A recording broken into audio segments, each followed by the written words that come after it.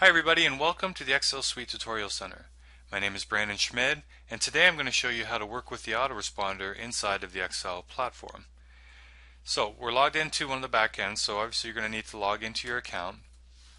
And now if you're not sure what a autoresponder is, an autoresponder is just basically a program that allows you to load up a whole bunch of emails, schedule when the emails go out to a specific group of people, and basically you can basically set it and forget it. So you can have an automated follow-up system basically. So if you want to automate your customer service, or if you want to have a marketing funnel where you have a back end and you offer additional products and services after a certain amount of days that a customer buys something, an autoresponder is exactly what you're going to need.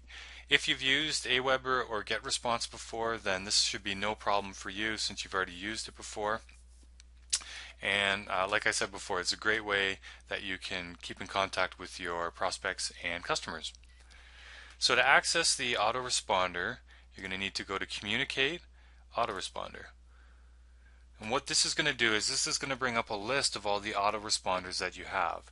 So if you go up to the top left here, you can click New, and that's going to create a new autoresponder. Create the name of the autoresponder, the label, the description, and then you can choose whether or not to activate it immediately. So this list here is actually a list of the different autoresponders that we have. So you can have autoresponders based on customers, based on prospects, based on certain promotions you want to do. Really, the sky's the limit with Excel when it comes to autoresponders. And it's a real neat feature that you can have multiple autoresponders under one account. So I'm going to go to our main autoresponder here, which is our free gluten-free autoresponder. That's just the name and the label of it.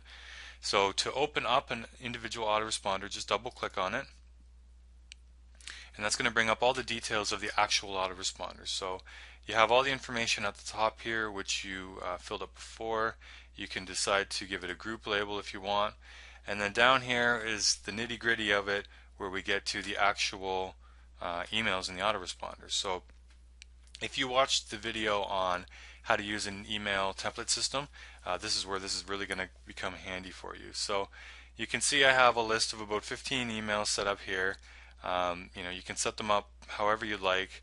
I like to identify each template that I have going out and whatnot, like I explained in the last video. But basically, if you want to check out what's going on, just double click on any of the emails and you can change all of this information here. So you're going to want to choose last sequence so that it just comes out after the last email came out.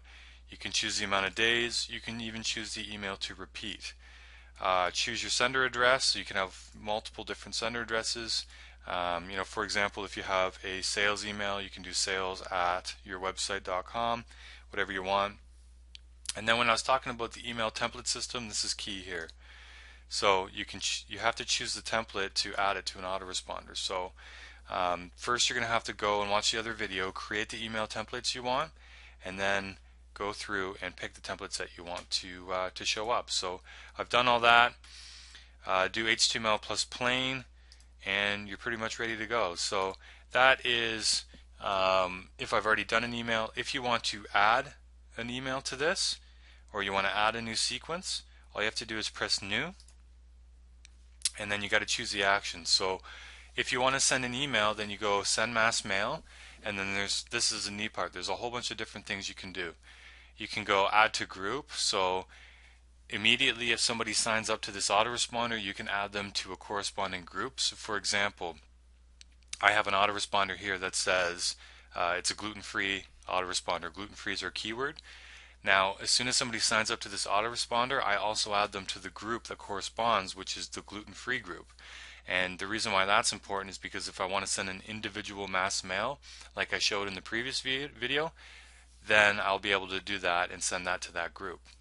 You can also remove them from groups, so this is a great way to filter prospects from customers, and if you've had different promotions or that sort of thing. You can add tags.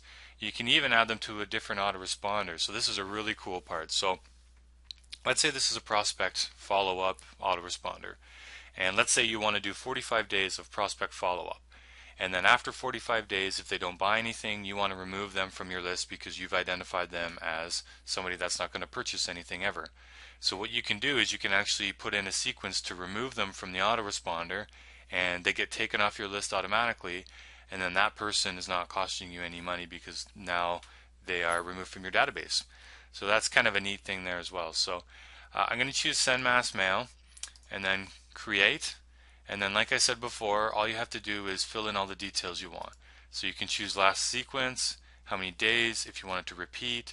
You got to choose the sender address, you got to pick your template, mail type, just leave at HTML plus plain, and then you're done.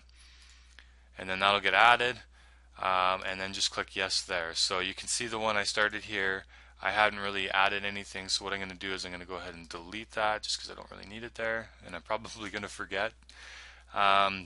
And there you have it. So that's really the nuts and bolts of the autoresponder. You're going to have to play around with it and add stuff. If at some point you want to move emails around, there's two ways to do it. One, you can go into the actual email and change the amount of days, or you can just click and drag, which is a really handy thing. So, number 13 I want to be 14 and vice versa. Just click, drag down, and they change. Oh, I want this to change again. Click, drag down, it changes again. So I'm going to put that again so I don't forget. So that's another neat feature about the autoresponders as well, is that you can click and drag and move the emails as you see fit, which is neat as well. So again, this is the autoresponder.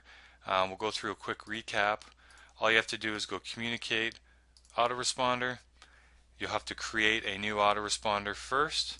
Once that autoresponder is created, double click in it and then start adding your emails by clicking new at the bottom left. Like I said before, you can add mass mails, you can add a whole host of different features you can add within the autoresponder. And then once you have it set up, it's good to go, and happy email marketing.